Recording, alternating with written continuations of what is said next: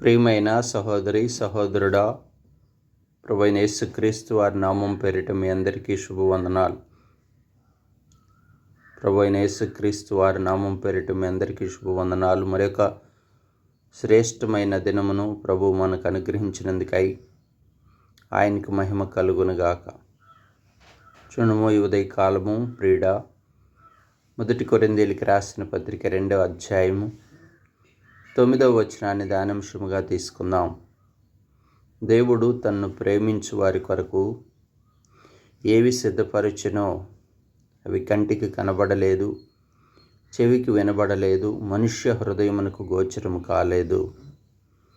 చూడండి, దేవుడు మన కొరకు ఏవి సిద్ధపరచునో, అవును, తన్ను ప్రేమించు వారి కొరకు ఏవి సిద్ధపరచునో. అవును, దేవుణ్ణి ప్రేమించుట ఎంతో శ్రేష్టమైన అనుభవం. మరి దేవుని వాక్యం సెలవిస్తుంది, దేవుని ఆజ్ఞలు సెలవిస్తున్నాయి.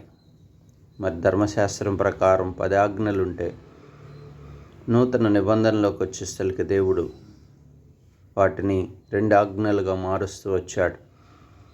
మొట్టమొదటి ఆజ్ఞ, నీ దేవుడైన యెహోవాను పూర్ణ హృదయంతోనూ, పూర్ణ ఆత్మతోనూ, పూర్ణ బలముతోనూ, పూర్ణ శక్తితోనూ ప్రేమింపవలెను.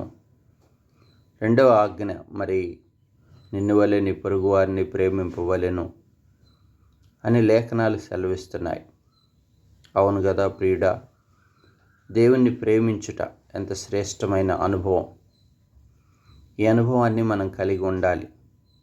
ప్రభువుని ప్రేమిస్తే దేవుడు అనేకమైన వాటిని, మన హృదయ గోచరమునకు కాని వాటిని, మనం ఊహించిన వాటిని దేవుడు మన కొరకు సిద్ధపరుస్తాడట.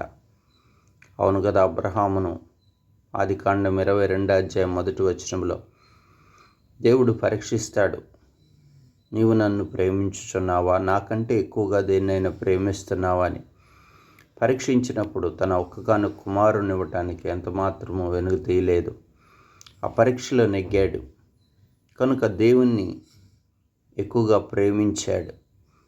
బలి అర్పించటానికి కూడా ఇష్టపడ్డాడు. అందును బట్టి అబ్రహామును తరతరములకు అనే సంతానమును దేవుడు ఆశీర్వదించాడు. అవును, అబ్రహాము కొరకై ఎన్నో వాటిని దేవుడు సిద్ధపరుస్తూ వచ్చాడు. ప్రతి ఆటంకాలు తొలగిస్తూ వచ్చాడు. చూడుము ప్రియ సహోదరి సహోదరుడా, యేసేపు కూడా అవును కదా, మరి దేవుణ్ణి అధికంగా ప్రేమిస్తూ వచ్చాడనక దేవుని ఆజ్ఞలను మీరిన వాడుగా లేడు. పాపం చేయటానికి ఇష్టపడలేదు, దేవుని దృష్టికి విరోధముగా. అవును, తన ఆధ్యాత్మిక జీవితంలో ఎన్నో శోధనలు వచ్చినప్పటికీ తన ఐగుప్తు దేశంలో మరి ప్రధానమంత్రిగా తన కొరకై మరి ఒక దేశమును, దేశ ప్రజలను, రాజును లోబరిచి దేవుడు ఎన్నో రీతులుగా గొప్ప కార్యాలు మరి యేసేపు విషయంలో చేసి ఫలింపులోకి తీసుకొని వచ్చాడు. అందుకే యేసేపుకు ఫలించడి కొమ్మని, అబ్రహామునకు ఆశీర్వదించబడిన కుమారుడని పేరుగా మనం చూడవచ్చు. అట్లాగే మన ఆధ్యాత్మిక జీవితంలో దేవుణ్ణి మనం ఎక్కువగా ప్రేమిస్తే ఆయన ప్రేమించు వారిని సామెతల గ్రంథంలో సెలవిస్తాడు, ఆస్తికర్తలుగా చేస్తాడు. ఆయన ప్రేమించు వారిని మరి కీడుల అపాయాల నుంచి దేవుడు తన్ను ప్రేమించు వారిని తప్పిస్తాడు, దీర్ఘాయుష్మంతులుగా చేస్తాడు, రక్షణను రుచి చూపిస్తాడని 91వ కీర్తనలో రాయబడింది. అలాగనే మన ఆధ్యాత్మిక జీవితంలో ఏవి సిద్ధపరచున్నాం అవి మన కంటికి కనపడవు, చెవికి వినపడవు, హృదయానికి గోచరం కావు. ప్రియుడా, నువ్వు ఎలా ఉన్నావు? నీ ఆధ్యాత్మిక జీవితంలో లోకమునైనను, లోకములో ఉన్నవాటినైనా ప్రేమింపకుడి తండ్రి ప్రేమ వానిలో ఉండదు. దేవుని ప్రేమించేట అనుభవం చూడండి, పరిశుద్ధ గ్రంథంలో మరి మరియా బేతన్య గ్రామంలో కనుక చూస్తే దేవుని ఎక్కువగా ప్రేమించింది. మిక్కిలి అత్తరు జటామాంసం తీసుకుని వచ్చి ఆయన పాదముల మీద పగలగొట్టింది. తన తల వెంట్రుకలతో ఆయన పాదములను తుడిచింది. ఎంతగా ప్రేమిస్తుందో దేవుణ్ణి. ప్రియుడా, నీ ఆధ్యాత్మిక జీవితంలో వెండి బంగారమును, లోకములో ఉన్న వాటిని ప్రేమింపకు. నీవు దేవుణ్ణి ఎక్కువగా ప్రేమిస్తే నీ కొరకు భూ సంబంధమైన ప్రతి ఆశీర్వాదంతో పాటు ప్రార సంబంధమైన ప్రతి ఈవిని సిద్ధపరుస్తాడు.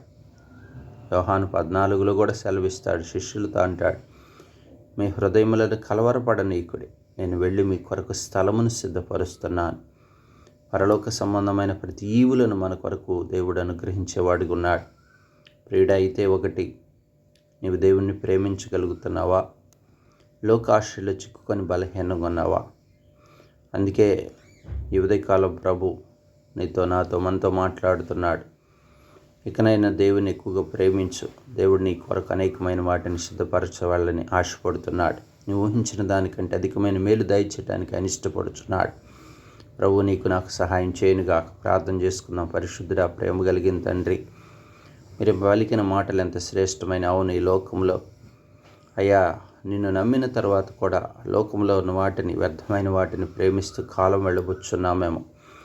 అవును, నిన్ను ప్రేమిస్తే పరలోకపు ప్రతి ఆశీర్వాదం మా కొరకు సిద్ధపరుస్తూ అని మేము ఎరిగి ఉండాలని మీరు పలికిన మాటను బట్టి స్తోత్రాలు. నిన్ను ప్రేమించి వారికి ఏవి సిద్ధపరిచితో అవి కంటికి కనపడవు, మరి చెవికి వినపడవు, హృదయానికి గోచరం అనేకమైన వాటిని నువ్వు సిద్ధపరిచే దేవుడవు. మా పితరులు అబ్రహాము, యేసేపు భక్తులైన వారు మరియా నిన్ను ఎక్కువగా ప్రేమించారు. అందుకే వారు ప్రతి ఆశీర్వాదాన్ని పొందుకున్నారు. దేవా, ఎన్నో కార్యాలు వారి జీవితాల్లో చూడగలిగారు. అయ్యా తండ్రి, నాయన, మాకు ఈ అనుభవం, నిన్ను ప్రేమించే అనుభవంలో మమ్మల్ని పెంచి సహాయం చేయము. అయ్యా, ఈ ఉదయకాలం ఇచ్చిన లేఖన భాగాలను బట్టి స్తోత్రాలు. యవనకాల బిడ్డల భవిష్యత్తును దీవిస్తురండి ప్రభా. ఈ దినమంతా మరి మాసాంతంలోకి వచ్చిన చివరి దినంలో మీ కృపలో జ్ఞాపకం చేసుకుని బలపరుస్తూ, వ్యాధిగ్రస్తులను స్వస్థపరుస్తురండి. అయ్యా, సంపూర్ణమైన మీ కృపలో బలపరుస్తారమని మీ చేతికి అప్పగించుకుంటూ మీ కృప పాత్రలుగా చేయమని, జనులను రక్షించమని, సంఘమును పురికొల్పి ఉజ్జీవింప చేయమని, మీరే సహాయపడమని మీ చేతికి అప్పగించుకుంటూ ఈ కొద్ది చిన్ని ప్రార్థన యేసు నామములో అడిగి వేడుకుంటున్నాను తండ్రి. ఆమేన్.